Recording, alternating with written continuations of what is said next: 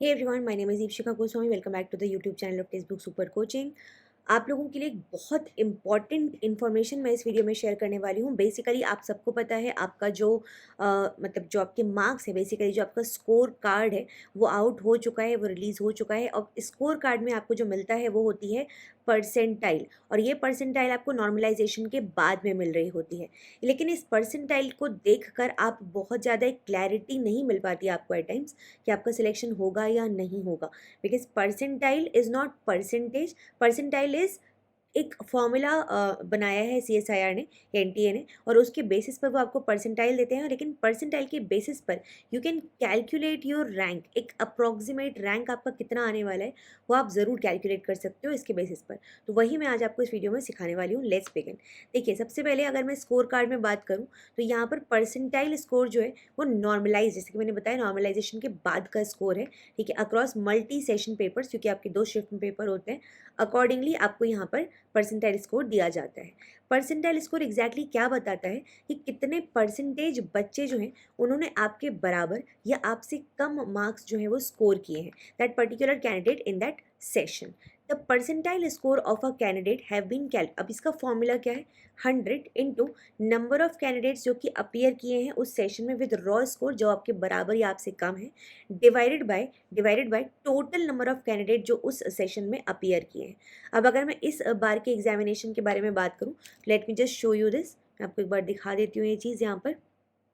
Yes, यहाँ पे अगर हम देखेंगे तो टोटल कितने बच्चों ने अपीयर किया है आपके शिफ्ट में, आप यहाँ पर जाकर चेक कर सकते हैं। ये आपके मतलब दोनों ही शिफ्ट्स में आपको यहाँ पर टोटल बच्चे जो हैं उनका नंबर आपको दे दिया गया है कि इस शिफ्ट में इतने बच्चे अपीयर किए हैं। और टोटल कितने होंगे, डेफिनेटली आप दोनों मतलब अगर आप पूरे को कैलकुलेट कर लोगे, ठीक है, तो वो आपका टोटल स्टूडेंट्स का नंबर यहाँ पर आ जाएगा। ठीक है, दोनों शिफ्ट का कैलकुलेट करके। ओके, नाउ अब इस बेसिस पर अगर हम यहाँ देखते हैं तो यहाँ पर मेंशन किया हुआ है कि percentile score is of the total is not in aggregate और average of the percentile score of individual papers, है ना। Percentile score is not the same as percentage, percentage के बराबर भी नहीं होता, ये सब बता दिया मैंने आपको। ठीक है, number of candidates appeared in the session with raw score, ठीक है, उस पर्टिकुलर सेशन में जितने बच्चे अपीयर किए होंगे उनके बारे में यहाँ पर बात हो रही है। चलिए अब देख लेते हैं। और सेशन का मतलब यहाँ पर क्योंकि मल्टी सेशन पेपर होता है तो एक सेशन के बारे में बात हो रही है ना।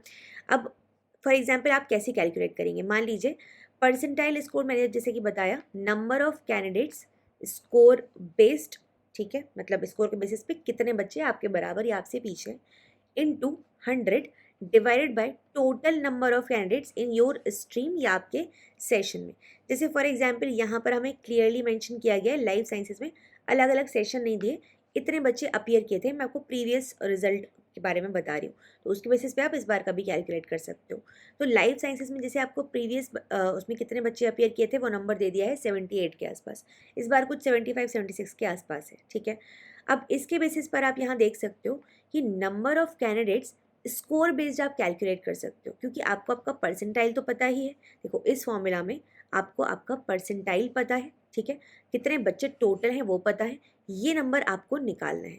तो इसके बेसिस पे आप क्या करोगे यहाँ पर कि number of candidates score based अगर आपको निकालने हैं तो आपने परसेंटाइल मेंशन किया। मान लीजिए आपका परसेंटाइल है 97, ठीक है, 99 या 99.58 या 99.85 जिन बच्चों के, वो अकॉर्डिंगली कर सकते हैं।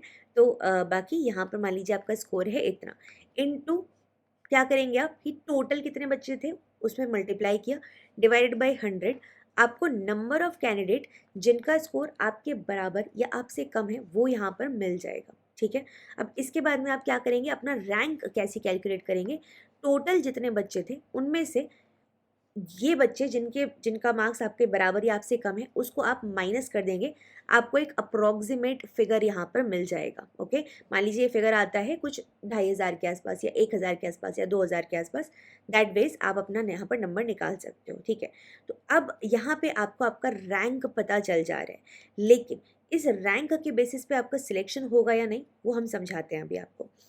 तो जैसे कि मैंने बताया, मान लीजिए आपका परसेंटाइल 98.81 है, तो अकॉर्डिंगली फिर आप यहाँ पर क्या करेंगे, वापस से आपने अपना किसी दूसरे में आपके मतलब दूसरे रिजल्ट का बता रही हूँ, सिमिलर CSIR का ही, मान लीजिए 98.81 कट ऑफ किया था, ठीक है, उसके बेसिस पर हम देख रहे हैं।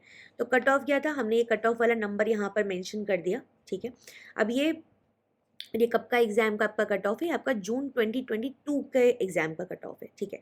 तो 98.81 इज इक्वल्स टू कितने बच्चे यहाँ पर आपके स्कोर के बेसिस पर आपसे बराबर या आपसे पीछे into 100 divided by total candidates.